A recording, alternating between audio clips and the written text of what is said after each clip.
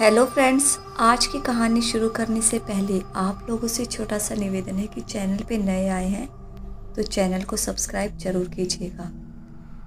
बिस्तर पर लेटते ही देवा को नींद आ जाती है और नींद आते ही सपने में खुद को एक गहरे कुएं में झांकता हुआ देखता है। कुएं में एक स्त्री के चीखने की आवाज़ें हल्की हल्की सी वहाँ ऊपर तक आ रही थी। स्त्री रोते हुए कह रही थी, बचाओ बचाओ, कोई तो मुझे बचाओ। देवा को कुएं से एक स्त्री के रोते रोते बचाओ बचाओ चिल्लाने की आवाज़ें तो आ रही थी, पर उसे उस कुएं के अंदर झांकने पर भी कोई स्त्री नज़र नहीं आ रही थी। उसे बस किसी स्त्री के रोते रोते बचाओ बचाओ चिल्लाने की आवाज़ें सुनाई दे रही थी। अचानक वहाँ तेज़ तेज़ हवाएं चलने लग जाती हैं और बेमौसम ही मूसलाधार बारिश शुरू हो जाती है। तभी वहाँ अचानक तेज़ झटके के साथ एक गाड़ी आकर रुकती है। गाड़ी के पिछले दरवाजे से एक बेहद खूबसूरत हसीन सी औरत भागती हुई कुएं के पास वाले विशाल बरगद के पेड़ के नीचे आकर खड़ी हो जाती है। वो हसीन औरत लगभग पूरी भीगी हुई थी। उसके कोमल अंगों पर उसकी झीनी भीगी हुई रेशमी साड़ी पूरी तरह चिपकी हुई थी। उस झीनी साड़ी में से उसके कोमल अंग साफ साफ झलक रहे थे। वो अपने हाथों से उन कोमल अंगों को ढकने का झूठा प्रयास करती हुई बार बार अपने भीगे पल्लू से उन्हें ढक रही थी। कुएं के पास खड़ा देवा मूसलाधार बारिश में कभी कुएं के अंदर झांकता तो कभी बरगद के पेड़ के नीचे खड़ी स्त्री को देख रहा था। लगभग 20-25 मिनट के बाद बारिश और तेज हो जाती है। बारिश के और तेज होते ही देवा भी दौड़कर बरगद के पेड़ के नीचे आकर खड़ा हो जाता है। वो जैसे ही बरगद के पेड़ के नीचे आकर खड़ा होता है, वो स्त्री उसे देखकर मुस्कुराने लग जाती है। उस स्त्री के मुस्कुराने पर देवा भी उसे देखता हुआ मुस्कुराने लग जाता है। मुस्कुराते मुस्कुराते वो स्त्री देवा के निकट आकर खड़ी हो जाती है और मुस्कुराती हुई अपने पल्लू को निचोड़कर झटकने लग जाती है। अब देवा उसके मादक कोमल अंगों को ऐसे निहारने लग जाता है जैसे कोई स्त्री अपने स्वर्ण आभूषणों को निहारती है। थोड़ी ही देर में वो स्त्री और देवा दोनों एक दूसरे की आंखों में खो जाते हैं और देखते ही देखते वो स्त्री अपने सुर्ख गुलाबी दहकते होठ देवा के होठों पर रख देती है। तभी मूसलाधार बारिश और तेज हो जाती है और तेज तेज हवाएं भी चलने लग जाती हैं। लेकिन अब वो स्त्री और देवा बारिश से बेखबर एक दूसरे में खो चुके थे। तभी एक तेज रोशनी देवा की आंखों पर पड़ती है। उस रोशनी से देवा की आंखें चुंधिया जाती है। वो खुद को झटके से उस स्त्री से अलग कर रोशनी की ओर देखने लग जाता है। रोशनी की ओर देखने पर एक दूसरी स्त्री उसे खुद को घूरती हुई प्रतीत होती है। वो अचरज से उस स्त्री की ओर देखने लग जाता है क्योंकि वो स्त्री किसी देवी की तरह से लग रही थी। उसके बदन से एक तेज प्रकाश निकल रहा था। लेकिन देवा की नज़र जैसे ही उस देवी स्वरूपा स्त्री के मुख पर पड़ती है, वो डर जाता है क्योंकि उसका मुख बहुत विकराल था। अब वो दूसरी स्त्री और देवी स्वरूपा स्त्री दोनों आपस में उलझ जाती हैं और लड़ते लड़ते उसी कुएं के पास चली जाती हैं। देवा भी उन दोनों के पीछे पीछे कुएं के पास जाकर खड़ा हो जाता है और उन दोनों से लड़ाई न करने की गुहार लगाने लग जाता है। देवा उन दोनों से कहता है, तुम दोनों आपस में इस तरह से लड़ाई क्यों कर रही हो? कौन हो तुम दोनों? इस मूसलाधार बारिश में तुम दोनों यहाँ कहाँ से आ गई? तभी देवा को कुएं में से भी जोर जोर से बचाओ बचाओ की आवाज़ें सुनाई देने लग जाती हैं। अब देवा बुरी तरह से डर जाता है और वहाँ से सिर पर पैर रखकर भागने लग जाता है। वो जैसे ही भागता है वो दोनों स्त्रियां उसे हंसते हुए पकड़कर कुएं के अंदर फेंक देती है। वो जैसे ही कुएं के अंदर धम से गिरता है उसकी चीख निकल जाती है और उसकी चीख के साथ ही उसकी नींद अचानक से खुल जाती है। नींद खुलते ही वो अपने चारों ओर देखने लग जाता है। जब वो खुद को बिस्तर पर सही सलामत देखता है तो उसकी जान में जान आती है। फिर वो उठकर वहाँ से जग में रखा पानी ग्लास में डालकर पीता है और वापस अपने बिस्तर पर बैठकर अपने उस बेतुके सपने के बारे में सोचने लग जाता है। लेकिन तभी कमरे में से गुलाबों की तेज खुशबू आने लग जाती है। अचानक उसका मन बदल जाता है और उसे बहुत अच्छा महसूस होने लग जाता है। लेकिन दूसरे ही पल वो गुलाबों की खुशबू गायब हो जाती है। देवा को कुछ समझ ही नहीं आता है कि अचानक से कमरे में गुलाबों की ये तेज खुशबू कहाँ से आ गई थी और फिर अचानक से गायब कैसे हो गई। देवा के कमरे में गुलाबों की तेज खुशबू यक्षिनी के कारण आई थी, क्योंकि अब यक्षिनी देवा के आसपास ही मंडरा रही थी अदृश्य होकर। रात के 12 बजते ही देवा गोरखनाथ और ब्रह्मानंद के साथ काली नदी पर आ जाता है साधना के लिए। नदी पर आते ही हमेशा की तरह सुरक्षा चक्र बनाकर उसमें बैठ जाता है और सर्वप्रथम अपने इष्ट देव को प्रणाम करके ब्रह्मानंद के कहे अनुसार 108 बार हनुमान मंत्र जापता है। ओम हन हनुमते नमः, ओम हन हनुमते नमः, ओम हन हनुमते नमः। उसके बाद एक माला गुरु मंत्र की जापता है। फिर यक्षिणी मंत्र जाप शुरू कर देता है। यक्षिणी मंत्र जाप करने के कारण देवा अब और अधिक सुंदर और आकर्षक बन गया था और सबको सम्मोहित करने वाला रूप धर चुका था। उसके इस सम्मोहन शक्ति के कारण एक डाकिनी अनायास ही उसके तरफ सम्मोहित हो जाती है और किसी भी तरह उसके साथ संबंध बनाने को लालायित हो जाती है। यक्षिणी मंत्र के शुरू होते ही आजकल वैसे भी देवा को अजीब अजीब सी खौफनाक आवाज़ें सुनाई देने लग जाती थी, लेकिन आज देवा को बहुत कर्णप्रिय मधुर और लुभावनी आवाज़ सुनाई देती है। सुनो सुनो ना कमल नयन, सुनो ना। थोड़ी देर तक ऐसे ही कानों में सुमधुर आवाज़ सुनाई देने के बाद एक रूप की मोहिनी, एक बहुत सुंदर स्त्री उसे सुरक्षा चक्र के कुछ दूरी पर खड़ी मुस्कुराती हुई दिखने लग जाती है। इस कहानी का मैं अगला भाग आपको सुनाऊं उससे पहले आप लोगों से एक रिक्वेस्ट है कि चैनल को सब्सक्राइब और कमेंट करके ज़रूर बताइएगा कि कहानी कैसी लग रही है। तो चलिए अगला भाग शुरू करते हैं। सुरक्षा चक्र के कुछ दूरी पर ही सुर सुंदरी मोहिनी स्त्री को मुस्कुराते देख वो मन ही मन सोचने लग जाता है, लो भाई आ गई एक और चुड़ैल या प्रेतनी अपना रूप बदलकर। फिर सोचता है कहीं ये यक्षिणी तो नहीं, क्योंकि ऐसा लुभावना रूप आज से पहले मैंने कभी नहीं देखा है। फिर मंत्र जापता हुआ सोचता है अगर यक्षिणी होगी तो सुरक्षा चक्र के अंदर आ जाएगी और अगर कोई प्रेतनी या चुड़ैल हुई तो सुरक्षा चक्र के बाहर ही खड़ी खड़ी तरह तरह की चालें चलेगी। और फिर उस रूप की मोहिनी स्त्री को मंत्र जापता जापता निहारने लग जाता है। सुर सुंदरी मोहिनी स्त्री को लगातार देखते रहने से देवा के मन में उसके प्रति प्रेम भाव उत्पन्न होने लग जाता है, क्योंकि वो सुर सुंदरी मोहिनी स्त्री के लगातार देखने से वो उसके सम्मोहन में बंध चुका था। थोड़ी देर बाद वो स्त्री अलग अलग अंदाज में मादकता से भरे इशारे करने लग जाती है, जिसे देख देवा की काम वासना जागृत हो जाती है।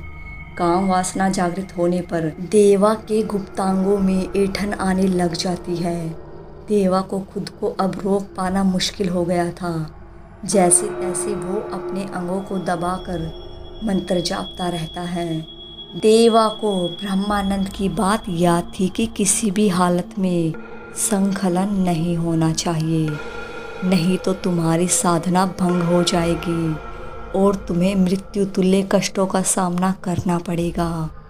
ये बात याद करते ही देवा उस सुर सुंदरी रूप की मोहिनी स्त्री पर से अपनी नजरें हटा लेता है और हनुमान जी से अपनी रक्षा की गुहार लगाने लग जाता है। थोड़ी ही देर में उसके अंगों की ऐंठन खत्म हो जाती है। तब उसे चैन मिलता है। सुर सुंदरी स्त्री उसे खुद को काबू में करते देख क्रोध में भर जाती है। क्रोध में भरते ही उसका गोरा बदन दहकते शोलों में बदल जाता है और वो सुर्ख लाल अंगारे के समान हो जाती है। क्रोधित सुर सुंदरी, नपुंसक, एक स्त्री की प्यास नहीं बुझा सकता और रति प्रिया यक्षिणी साधना कर रहा है। अब नहीं बच सकता तू मेरे हाथों से। मेरी इस दशा का जिम्मेदार तू है। अब मैं तुझे किसी भी हालत में नहीं छोड़ूंगी। अब तू देख मैं क्या क्या कर सकती हूँ। अभी तक तू मेरा प्यार देख रहा था, अब तू मेरा क्रोध देख। ये बोलने के साथ ही वो अंगारे से दहकती स्त्री अपने मुख से अंगारे उगलने लग जाती है। वो अंगारे सुरक्षा चक्र के इर्द गिर्द जाकर गिरने लग जाते हैं। सुरक्षा चक्र के आसपास का तापमान बढ़ने लग जाता है।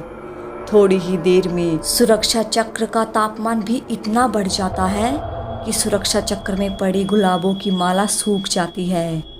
गर्मी से देवा का बदन झुलसने लग जाता है और इसे इतनी जोर से प्यास लगती है कि वो मंत्र जापना ही भूल जाता है और नदी पर जाकर अपनी प्यास बुझाने के लिए सुरक्षा चक्र से बाहर निकल जाता है। सुरक्षा चक्र से बाहर आते ही उसकी प्यास गायब हो जाती है। बदन झुलसना बंद हो जाता है। वो खुद को उस सुर सुंदरी की बाहों में झूलता हुआ पाता है।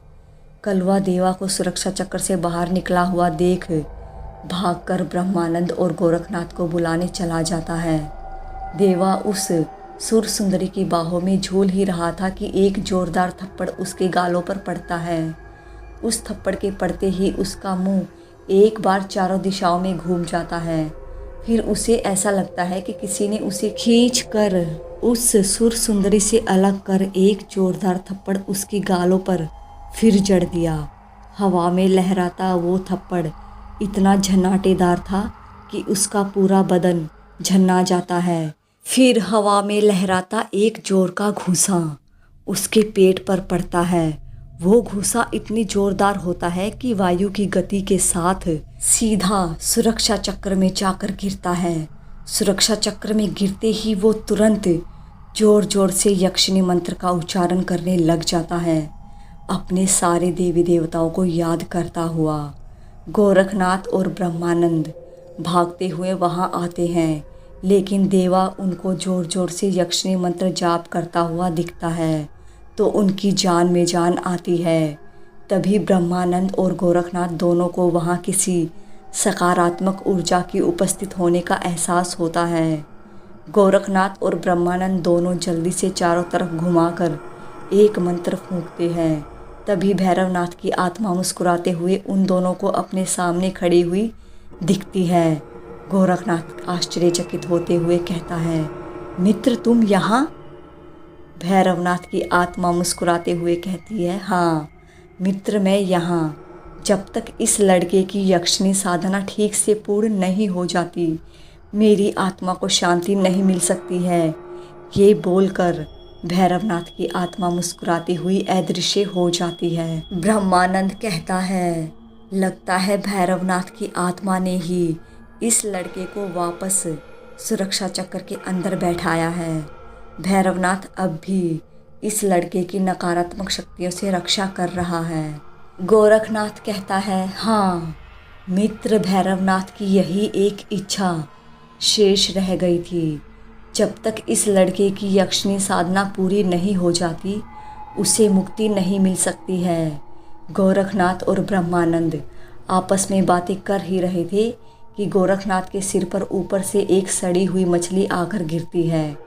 उस सड़ी हुई मछली के अचानक गिरने से गोरखनाथ और ब्रह्मानंद दोनों का माथा चकरा जाता है।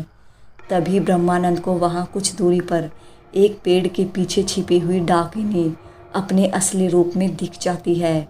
डाकिनी बुरी स्त्रियों की अतृप्त आत्माएं होती हैं जो अपने शिकार की तलाश में निर्जन स्थानों पर भटकती रहती हैं। इसके शिकार अधिकतर पुरुष होते हैं जिनसे ये संबंध बनाकर उनका सारा रक्त पी जाती है और उनके मांस का भक्षण कर उनको मार डालती है। ब्रह्मानंद को डाकिनी काले रंग का लबादेनुमा वस्त्र पहने हुई और विभत्स रूप में दिखती है, लेकिन जैसे ही डाकिनी की नज़रें ब्रह्मानंद से टकराती है वो अदृश्य होकर वहाँ से भाग जाती है। अब मैं इस कहानी का अगला भाग शुरू करने जा रही हूँ। उससे पहले अगर आप चैनल पे नए हैं तो चैनल को सब्सक्राइब, वीडियो को लाइक शेयर ज़रूर कर दीजिएगा। डाकिनी के अदृश्य होते ही ब्रह्मानंद गोरखनाथ को बताता है, मित्र, वहाँ बड़े पेड़ के नीचे अभी अभी मैंने एक डाकिनी को देखा जो मुझसे नज़रें मिलते ही वहाँ से भाग गई लगता है। गोरखनाथ कहता है, लगता है इसी डाकिनी से देवा को बचाने के लिए भैरवनाथ की आत्मा यहाँ आई थी। अब हमें थोड़ा और ज़्यादा सतर्क रहना पड़ेगा क्योंकि ये डाकिनी अब किसी को भी हानि पहुँचा सकती है। फिर ब्रह्मानंद कहता है, हम दोनों का तो वो कुछ नहीं बिगाड़ पाएगी, हाँ, लेकिन अब हमें इस लड़के का ज़्यादा ध्यान रखना पड़ेगा क्योंकि अगर इससे कुछ हो गया तो भैरवनाथ हमें छोड़ेगा नहीं। ब्रह्मानंद की बात सुनकर गोरखनाथ कहता है, सच कहा मित्र, आज भैरवनाथ को देखकर दिल को बहुत सुकून मिला। ब्रह्मानंद, वो हमेशा कहता था, गोरखा, हम अघोरियों और तांत्रिकों का उद्देश्य दूसरों की भलाई करना होता है। ये लड़का 3 जन्मों से यक्षिनी पर ताड़ना सहन कर रहा है अपनी गलतियों की वजह से, पर इस जन्म में इस यक्षिनी के चंगुल से छूट जाना चाहिए। अब इस उम्र में यही एकमात्र मेरा उद्देश्य बचा है। ब्रह्मानंद कहता है, हाँ मित्र, इस जन्म में अब हम दोनों इसे इस यक्षिनी के चंगुल से छुड़ा कर रहेंगे और भैरवनाथ की आत्मा को शांति पहुंचा कर रहेंगे। ब्रह्मानंद और गोरखनाथ आपस में बातें कर ही रहे थे कि गोरखनाथ पर ऊपर से एक बड़ा सा मांस का टुकड़ा आकर गिरता है। गोरखनाथ जैसे ही ऊपर की ओर देखता है उसे एक काली सी परछाई ऊपर हवा में उड़ती हुई दिखती है और देखते ही देखते चंद ही क्षणों में वो परछाई अदृश्य हो जाती है। अब सुबह हो चुकी थी, इसलिए गोरखनाथ और ब्रह्मानंद देवा को लेकर घर आ जाते हैं। घर आने के बाद गोरखनाथ देवा को आराम करने के लिए अपने कमरे में भेज देता है और खुद ब्रह्मानंद से बातें करता हुआ रसोई घर में आ जाता है। देवा जैसे ही बिस्तर पर लेटकर आंखें बंद करता है उसे ऐसा महसूस होता है कि कोई उसके बदन पर हाथ फिरा रहा है। वो झट से आंखें खोलकर देखता है लेकिन उसे कोई नज़र नहीं आता। वो फिर अपनी आंखें बंद कर लेता है। आंखें बंद करते ही उसे ऐसा लगता है कि फिर कोई उसके बदन पर अपना हाथ फिरा रहा है। उसके हाथ की उंगलियां उसके बदन पर ऐसे चल रही है जैसे कोई कन खजूरा चलता है रेंगता हुआ। ऐसी अजीब से एहसास से उसे नींद नहीं आती है बल्कि डर लगने लग जाता है कि ऐसा क्यों हो रहा है। कहीं कोई भूत तो ऐसा नहीं कर रहा उसके साथ। उसे ऐसा लगने लग जाता है। वो उस अजीब से एहसास के डर से अब अपनी आंखें बंद नहीं करता है। लेटा लेटा अपने कमरे की दीवारों को ताकता हुआ अपनी माँ, ताऊजी और अपने घर के बारे में सोचने लग जाता है कि वहाँ सब ठीक तो होगा ना, मेरी माँ अब तक तो स्वस्थ हो चुकी होगी ना। तभी उसे अपने कमरे की दीवारें ताकते हुए वहाँ किसी निर्वस्त्र स्त्री की उभरी हुई आकृति नजर आने लग जाती है। उसकी नजरें उस आकृति पर गड़ सी जाती है। तभी उसे वहाँ बहुत सारी ऐसी निर्वस्त्र आकृतियाँ नजर आने लग जाती हैं। इतनी सारी निर्वस्त्र आकृतियाँ नजर आने से उसका मन विचलित हो जाता है। वो चाहकर भी उन आकृतियों पर से अपनी नज़रें नहीं हटा पाता है। उन आकृतियों को लगातार देखने से उसके अंगों में खिंचाव आने लग जाता है। तभी उसे ऐसा महसूस होता है कि कोई उसके गुप्तांगों पर अपनी उंगलियां फिरा रहा है। ऐसा महसूस होने पर वो अपने चारों ओर देखता है, पर उसे वहाँ कोई नज़र नहीं आता। लेकिन गुप्तांगों पर किसी की उंगलियां चलने के एहसास से उसे अच्छा लगने की जगह डर लगने लग जाता है, क्योंकि उसे ब्रह्मानंद की बात याद आ जाती है, किसी भी कीमत पर तुम्हारा संकलन नहीं होना चाहिए। ये बात याद आते ही वो झट से उठकर बैठ जाता है और कमरे से निकलकर रसोई घर की तरफ जाने के लिए जैसे ही अपना पहला कदम बढ़ाता है, उसे ऐसा लगता है कि किसी ने खींचकर उसे वापस बिस्तर पर पटक दिया है। वो बिस्तर पर ऐसे जोर के झटके से गिरता है। बिस्तर पर झटके से गिरने के साथ ही वो खुद को बिस्तर पर एक अत्यंत रूपवती स्त्री की बाहों में खुद को गिरा हुआ पाता है। वो अत्यंत रूपवती स्त्री उसके गालों पर उंगलियां फिराकर उस पर खूब जोर से चिल्ला पड़ती है। कहाँ भाग रहे थे तुम, मेरी प्यास बुझाए बिना? अब तुम कहीं नहीं जा सकते हो। मेरे मन को बेचैन करने वाले, अब तुम भी चैन नहीं पा सकते हो। ये बोलकर वो अत्यंत रूपवती स्त्री उसके होठों पर अपने होठ रखकर उसका रसास्वादन करने लगती है। तभी अचानक कहीं से एक अत्यंत क्रोधित स्त्री वहां प्रकट हो जाती है और उस स्त्री को हवा में उछालकर बिस्तर से नीचे पटक देती है। नीचे गिरते ही वो अत्यंत रूपवती स्त्री अदृश्य होकर भाग जाती है। देवा को कुछ समझ नहीं आता, आखिर ये उसके साथ हो क्या रहा है। डर के मारे वो जल्दी से बिस्तर से उठकर रसोई घर में भागकर आ जाता है गोरखनाथ और ब्रह्मानंद के पास। गोरखनाथ देवा से पूछता है कि क्या हुआ, ऐसे भागकर क्यों आ रहे हो यहाँ? फिर सपने में कोई चुड़ैल वुड़ैल दिख गई क्या? देवा उन्हें बताता है कि सपना तो तब आता ना जब मैं सो पाता महाराज। सच में एक भूतनी रूप बदलकर आ गई मेरे कमरे में और मुझे विवश कर दिया था उसने अपनी हरकतों से। अपनी नजरें नीची करके देवा कहता है। ब्रह्मानंद चिंतित होते हुए बोलता है, मतलब हो गया? फिर देवा बताता है, नहीं महाराज, होने ही वाला था कि अचानक एक और स्त्री वहां आ गई थी, क्रोध में भरी हुई। उसने आते ही उस स्त्री को खींचकर जमीन पर पटक दिया था, जिससे वो भूतनी बनी स्त्री अदृश्य होकर भाग गई। फिर वो दूसरी स्त्री भी अदृश्य हो गई थी और मैं भागकर यहाँ आ गया। ये सब सुनकर ब्रह्मानंद के मुख से ओह निकल गया। उसके बाद गोरखनाथ कहता है, मुझे लगता है ब्रह्मानंद, वो दूसरी स्त्री जरूर यक्षिणी होगी जो इसे उस भूतनी से बचाने आई थी। फिर कुछ सोचता हुआ गोरखनाथ आगे कहता है, अब तुम्हें चिंता करने की कोई ज़रूरत नहीं है लड़के। तुम्हारी रक्षा के लिए बहुत सारे लोग हाजिर हो गए हैं। फिर गोरखनाथ और ब्रह्मानंद एक दूसरे को देख मुस्कुराने लग जाते हैं।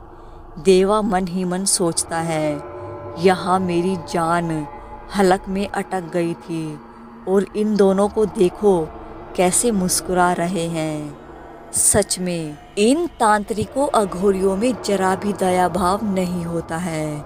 हे भगवान, अब और कितने दिन ये सब मुझे झेलना पड़ेगा। वो कौन सी घड़ी थी जब मैं ताऊजी की बातों में आकर इस गांव में आ गया था। इस कहानी को आगे सुनने के लिए मेरे साथ बने रहिएगा। मैं अगला भाग अभी शुरू करने जा रही हूँ। उससे पहले आप लोगों से एक छोटा सा निवेदन है कि चैनल पे अगर आप नए हैं तो चैनल को सब्सक्राइब, वीडियो को लाइक शेयर ज़रूर कर दीजिएगा। तो चलिए फ्रेंड्स, आगे की कहानी शुरू करते हैं। रात के 12 बजते ही गोरखनाथ और ब्रह्मानंद देवा को लेकर काली नदी पर आ जाते हैं देवा से साधना करवाने के लिए। अब 5 दिन की कठिन साधना और बची थी। इसलिए ब्रह्मानंद कलवा को देवा का विशेष ध्यान रखने के लिए कहता है, क्योंकि ये 5 दिन अन्य दिनों के मुकाबले ज़्यादा भारी हो सकते थे। हमेशा की तरह देवा सुरक्षा चक्र बनाकर उसमें बैठ जाता है और अपने इष्ट देव को प्रणाम करके एक माला हनुमान मंत्र का जाप करता है। फिर एक माला गुरु मंत्र की जपने के बाद यक्षिणी मंत्र का जाप शुरू कर देता है। यक्षिणी मंत्र जाप की एक माला पूर्ण होते ही उसे ऐसा लगता है कोई उसकी पीठ पर अपनी उंगलियां फिरा रहा है। पीठ पर उंगलियां महसूस होने के थोड़ी देर बाद उसे ऐसा लगता है कि कोई रेंगने वाले जीव उसकी पीठ पर चल रहा है। पीठ पर किसी जीव के चलने के एहसास से वो बहुत असहज हो जाता है। बार बार हिलडुल कर उस जीव को निकालने की कोशिश करने लग जाता है, मंत्र जापता हुआ। फिर थोड़ी देर बाद उसे ऐसा लगता है वो जीव उसके बदन के अन्य अंदरूनी अंगों पर चल रहा है। अब देवा की सांस हलक में अटक जाती है, क्योंकि वो जीव उसे न तो दिखाई दे रहा था न ही बाहर निकल रहा था, बस अपने बदन पर चलता हुआ महसूस हो रहा था। थोड़ी देर बाद कुछ चींटियां उसे अपने सुरक्षा चक्र के आसपास चलती हुई दिखती है। चींटियां दिखने से उसकी जान में जान आती है कि जरूर उसके बदन पर चींटियां चल रही होंगी। कोई बड़ा या जहरीला जीव नहीं चल रहा था। तभी उसकी नज़र वहाँ उन चींटियों के पास से गुजरते हुए एक बिच्छू पर पड़ती है। बिच्छू को देखते ही उसकी सिट्टी पिट्टी गुम हो जाती है। अब उसे ऐसा लगता है कि उसके बदन पर जरूर बिच्छू ही चल रहा था। चींटियां चलती तो उसे बहुत खुजली होती। अब वो मन ही मन सोचने लग जाता है, लगता है अब मेरी मौत बहुत करीब है। इस बिच्छू ने मेरी पीठ पर जरूर डंक मारा है, तभी तो मुझे एक बार पीठ पर जोर से कांटा चुभने जैसा एहसास हुआ था। अब मैं क्या करूं? अगर यहाँ मंत्र बीच में छोड़कर उन तांत्रिकों के पास ये बताने गया तो वो दोनों मुझे कच्चा खा जाएंगे, और अगर यहाँ ऐसे ही बैठा रहा तो अब मुझे कोई नहीं बचा सकता है। ये सब सोचने से उसकी घबराहट बढ़ जाती है। वो पसीने से तरबदर हो जाता है, लेकिन गोरखनाथ और ब्रह्मानंद के डर से बैठा बैठा मंत्र जाप करता रहता है। तभी उसे सुरक्षा चक्र से कुछ दूरी पर एक बड़ी सुंदर गांव की स्त्री नजर आती है। उसकी बड़ी बड़ी कजरारी आंखें, तीखे नाक नक्श, गोरा बदन, गुलाब की पंखुड़ियों के समान गुलाबी होठ और माथे पर बड़ी लाल सी बिंदी के साथ लटकता बड़ा सा मांग टीका, जिसे देखते ही देवा मंत्रमुग्ध हो जाता है। चींटी और बिच्छू के काटने के एहसास को भूलकर उस स्त्री को निहारने लग जाता है मंत्र जापता हुआ। थोड़ी देर में उस स्त्री के पास उससे भी अधिक सुंदर एक और स्त्री आकर खड़ी हो जाती है। उसके रूप से जैसे मधुरस टपक रहा था। उसकी सुंदरता किसी उर्वशी या मेनका से कम नहीं थी, पर वो दूसरी स्त्री पहली स्त्री जितनी शालीन नहीं दिख रही थी। देवा उन दोनों स्त्रियों को देखता देखता मंत्र जाप कर ही रहा था कि उन दोनों स्त्रियों के पास एक और अप्सरा आकर खड़ी हो जाती है, और देखते ही देखते वहाँ एक से बढ़कर एक 10 अप्सराएं आकर खड़ी हो जाती हैं, और अपने मधु से भरे प्याले जैसे होठों और अपने हाव भाव से देवा को रिझाकर अपने पास बुलाने का प्रयास करने लग जाती हैं। पहली स्त्री लजाती हुई कहती है, ओ गांव के बांके छोरे, तनिक इधर भी देख लो। इतना सारा सिंगार हम तोहरे ही वास्ते किए हैं, आकर तनिक हमारी नज़र उतार दियो ना बाबू। दूसरी स्त्री दांतों के बीच अपनी उंगली दबाते हुए कहती है, ओ मेरे बलम जी, जरा इधर भी नज़र भर के देख लो, हम कब से यहाँ खड़े खड़े अपनी सांसें गिन गिन कर तुम्हें ही पुकार रहे हैं। फिर तीसरी स्त्री मुस्कुराते हुए कहती है, किस सोच में पड़ गए मेरे प्राण प्रिय, मेरे धड़कनों की धड़कन महसूस करो ना मेरे प्रिय। देवा उन सब के ऐसे हाव भाव देखकर विचलित हो जाता है, उसका दिमाग घूमने लग जाता है। तभी वो देखता है कि इतनी सारी स्त्रियां उसे पाने के लिए आपस में कुत्ते बिल्लियों की तरह लड़ने लगी हैं। वो सारी लड़ते हुए इतनी जोर जोर से चीखने चिल्लाने लग जाती हैं कि उसे ऐसा लगने लगता है कि उसके दिमाग की नसें फट जाएंगी और वो अभी पागल हो जाएगा। तभी देवा देखता है कि एक जंगली सूअर सा दिखने वाला आदमी भागता हुआ उन स्त्रियों के पास आता है और उन सब पर मिट्टी का तेल छिड़कने लग जाता है। जरा सी देर में ही वो सूअर जैसा दिखने वाला आदमी उन सबको मिट्टी के तेल से नहलाकर माचिस की तिल्ली जलाकर उन सब में आग लगा देता है। थोड़ी देर पहले का दृश्य एकदम बदल जाता है।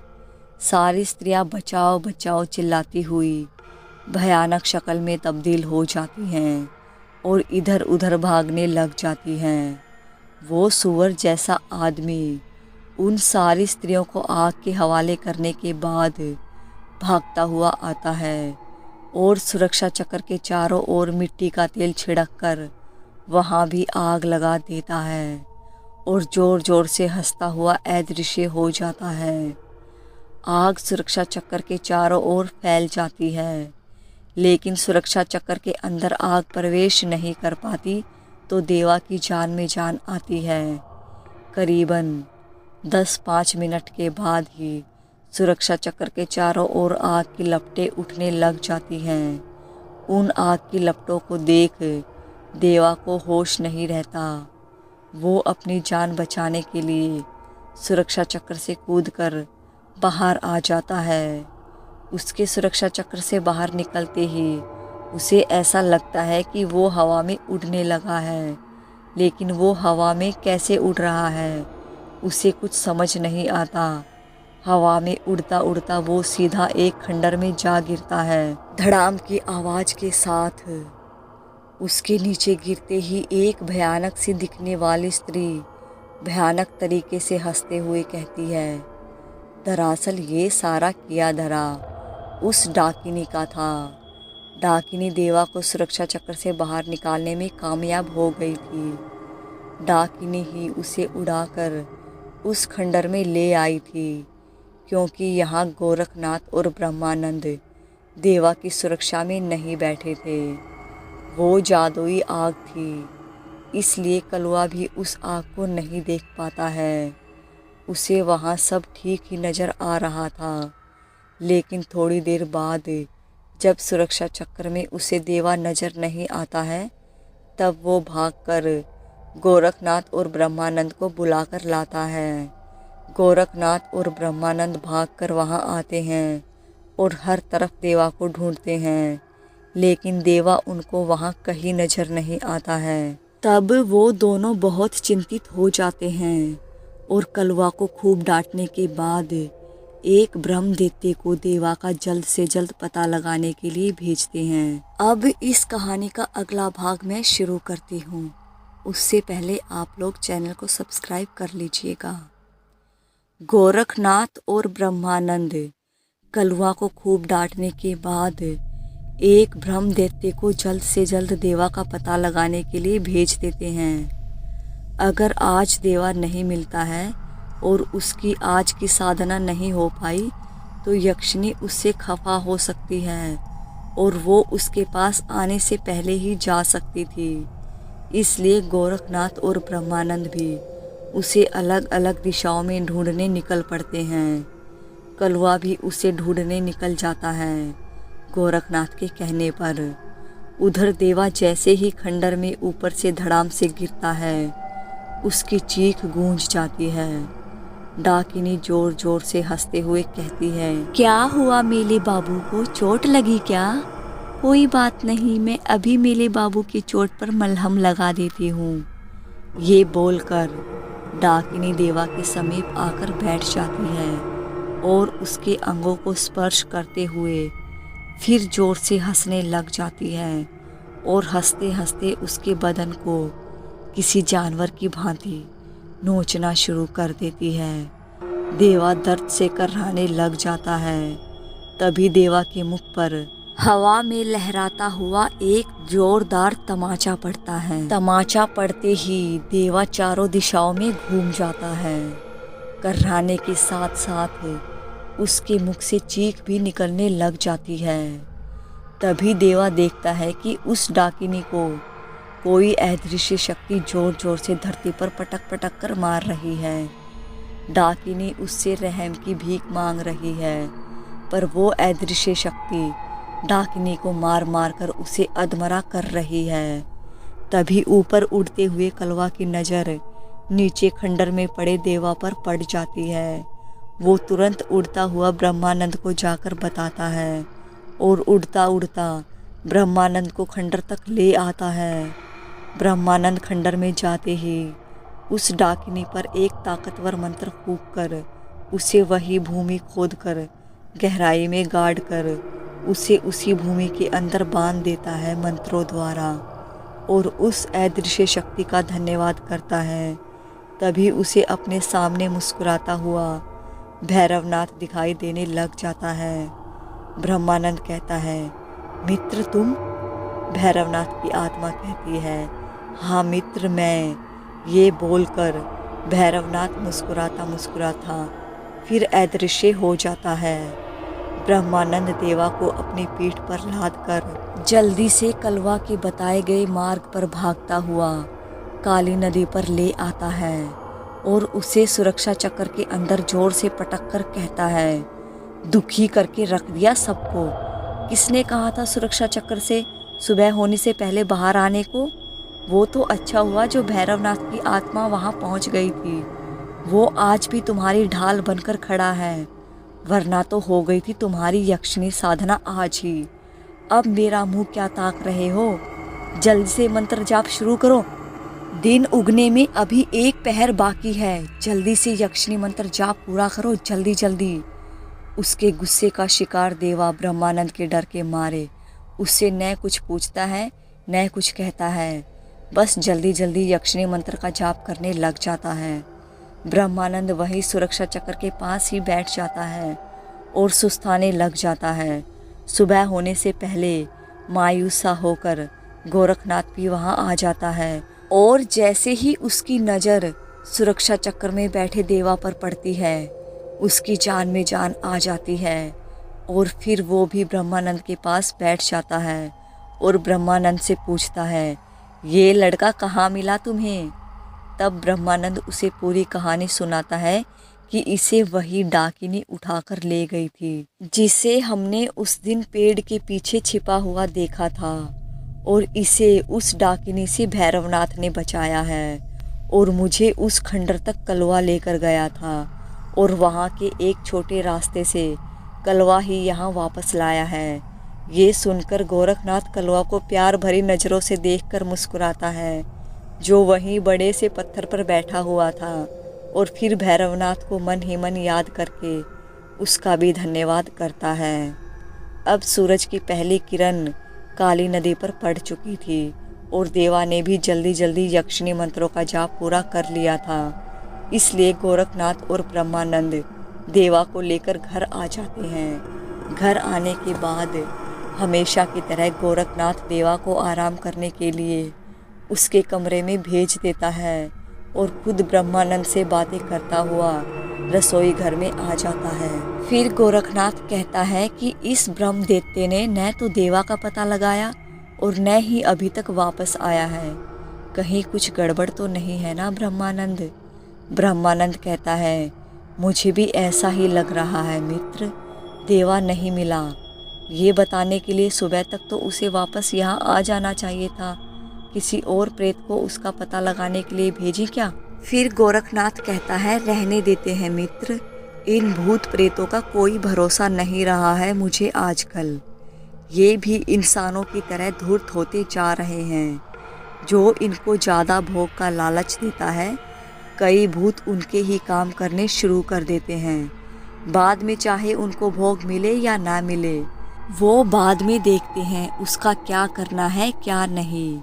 ब्रह्मानंद कहता है, हाँ सही कह रहे हो मित्र, भूत तो आखिर भूत ही होते हैं। चलो छोड़ो इस ब्रह्म दैत्य को भी। जब आएगा भटक कर यहाँ वापस, तब देखते हैं कहाँ गायब था।